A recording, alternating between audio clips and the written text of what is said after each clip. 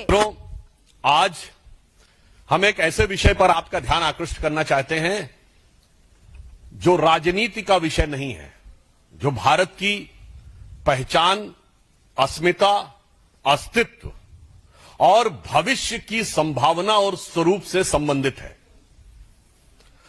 हर देश के इतिहास में कई महत्वपूर्ण मोड़ आते हैं और कई ऐसी तारीखें आती हैं जो अविस्मरणीय परंतु ऐसे असहनीय आघात दिए हुए होती हैं कि जिन्हें याद रखना इसलिए आवश्यक होता है ताकि भविष्य में उसकी कोई पुनरावृत्ति की संभावना न रहे।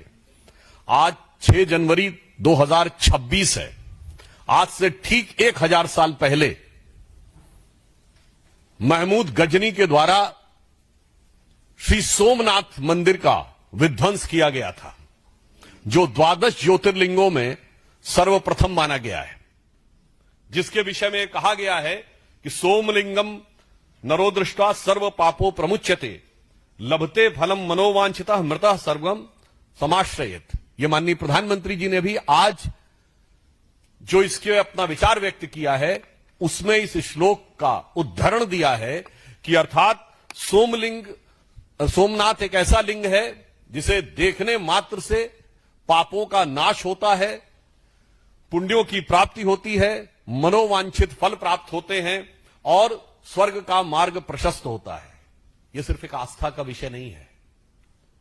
इसका महत्व भारत के लिए क्या था और आज ही इसको याद करने की आवश्यकता क्यों है, इसके लिए मैं ध्यान दिलाना चाहूंगा कि जब सोमनाथ की पुनर्स्थापना हो रही थी तो 11 मई 1951 को भारत के प्रथम राष्ट्रपति डॉक्टर राजेंद्र प्रसाद जी ने कहा था at the inaugural ceremony of Somnath, it is my view that the reconstruction of Somnath temple will be completed on the day when not only the magnificent edifice will arise on the foundation, but the mansion of India's prosperity will be really that prosperity of which ancient temple Somnath was a symbol. अर्थात उन्होंने कहा कि सोमनाथ की पूर्ण प्रतिष्ठा उस दिन नहीं होगी जिस दिन उस दिन नहीं होगी जिस दिन भव्य रूप में वह मूर्ति और मंदिर प्रतिष्ठापित होगा, बल्कि उस दिन पूर्ण मानी जाएगी जिस दिन भारत की समृद्धि का शिखर भी उसी प्रकार उठता हुआ दिखाई पड़ेगा जिस समृद्धि से आकर्षित होकर यह क्रूर बर्बर आतंकी आक्रमण किया गया था। और आज 1000 वर्ष के बाद अगर हम देखें तो 1951 में सरदार पटेल के प्रयास से और जवाहरलाल नेहरू जी के पुरजोर विरोध के बावजूद प्रथम राष्ट्रपति डॉक्टर राजेंद्र प्रसाद जी की उपस्थिति में यह स्वप्न साकार हुआ था। और आज प्रधानमंत्री श्री नरेंद्र मोदी जी के नेतृत्व में जो बात डॉक्टर राजेंद्र प्रसाद जी ने कही थी कि समृद्धि की तरफ जब भारत बढ़ेगा तो यह पूर्ण होता हुआ दिखाई पड़ेगा, तो आज पूर्णता की तरफ बढ़ रहे हैं। जब हम चौथी बड़ी इकोनॉमी है, चौथे बड़े स्टॉक एक्सचेंज हैं, तीसरे बड़े ऑटोमोबाइल मैन्युफैक्चरर हैं, दूसरे बड़े मोबाइल हैंडसेट के मैन्युफैक्चरर हैं और डिजिटल ट्रांजैक्शन में दुनिया के नंबर 1 देश ही नहीं है, वर्ल्ड की सारी मेजर इकोनॉमीज में लगातार 2 साल से फास्टेस्ट ग्रोइंग इकोनॉमी है। अर्थात जो सोमनाथ के संकल्प का विचार था वो आज चरितार्थ होता हुआ नजर आ रहा है। दूसरी बात यह आती है कि इसको आज स्मरण रखने की क्यों आवश्यकता है, क्योंकि इस देश की अस्मिता के साथ एक बहुत घिनौना मजाक किया गया। मैं घिनौना मजाक शब्द इसलिए कहता हूं, हमारी जनरेशन के आप सब लोगों ने पढ़ा होगा, इतिहास में पढ़ाया जाता है कि साहब जो कुछ मोहम्मद गजनी ने किया सोमनाथ पे वो तो केवल पैसा लूटने के लिए किया था, उसका कोई धार्मिक भावना से लेना देना नहीं था। और इतना ही नहीं, और इसका स्रोत कहां से आता है, पंडित जवाहरलाल नेहरू की डिस्कवरी ऑफ इंडिया। जो मूल एडिशन 1948 में छपा है उसमें 161 और बाद के एडिशन में 240 के आसपास आ जाता है, तो पेज नंबर वेरी कर सकता है, पर आप जाकर चेक कर सकते हैं। वो कहते हैं Mahmud was far more a warrior than a man of faith. Like many other conquerors, he used to exploit the name of religion for its conquest. India was to him just a place from which he could earn the treasures and material. यानी वो कोई धार्मिक उन्मादी नहीं था, वो तो पैसा कमाने के लिए आया था और उसके लिए भारत में आकर सिर्फ पैसा प्राप्त करना ही उसका उद्देश्य था।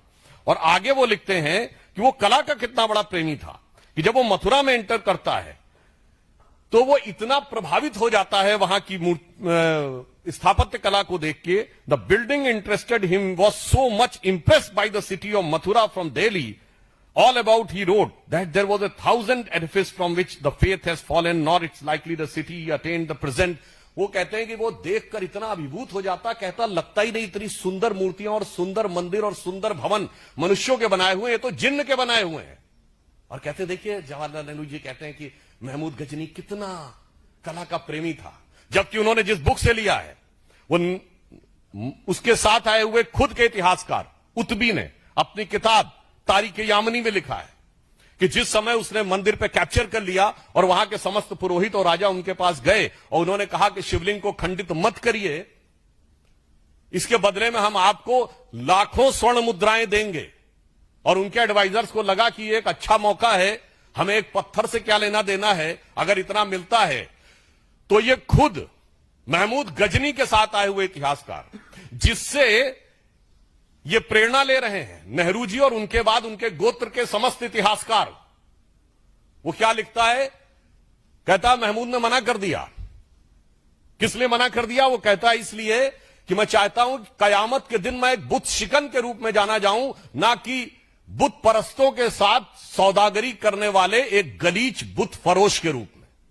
यानी शुद्ध हिंदी में कह देता हूं, अर्थात मैं चाहता हूं कि कयामत का दिन आए तो मेरी ख्याति हो कि मैंने मूर्ति भंजक के रूप में मेरी ख्याति हो, ना कि मूर्ति पूजकों के साथ सौदागरी व्यापार करने वाले एक नीच इंसान के रूप में.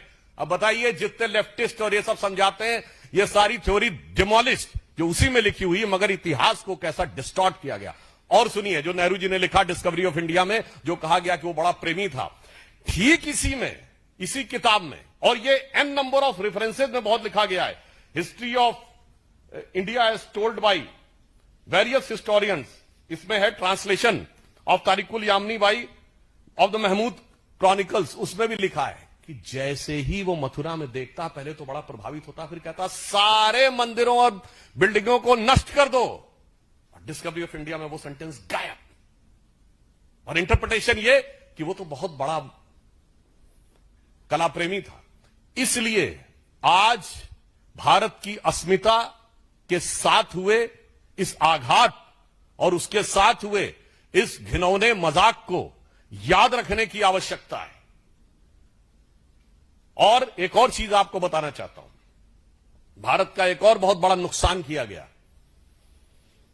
वो क्या किया गया? आप सबने फिल्मों में डायलॉग सुना होगा.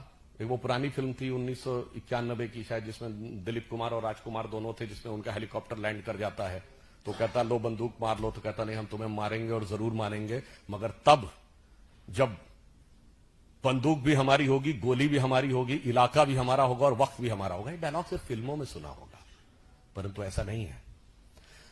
महमूद गजनी के साथ आए हुए इतिहासकार ने लिखा है कि एक हिंदू शाही डायनेस्टी थी, आपने तो अब किसी को नाम में नहीं पता होगा, उसकी राजधानी काबुल थी, जिसका नरेश धर्मपाल जब ये लूट के गया और धर्मपाल से युद्ध के बाद भी वो गया और आज के जो कजाकिस्तान की तरफ, और उसे पता चला कि तुर्क राजाओं ने महमूद गजनी को घेर लिया है.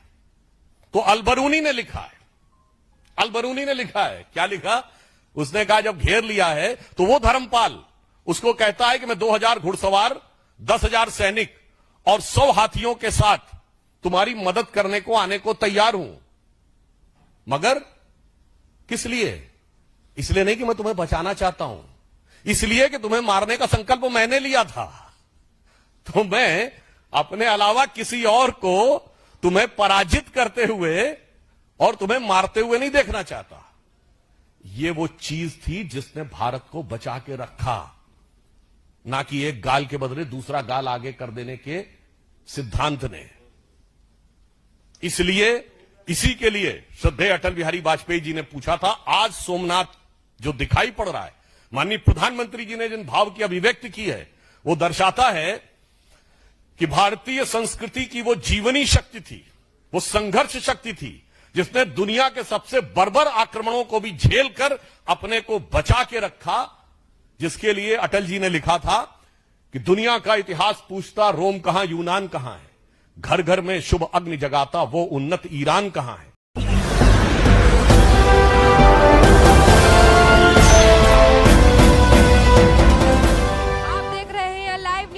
99 राष्ट्र सबसे पहले।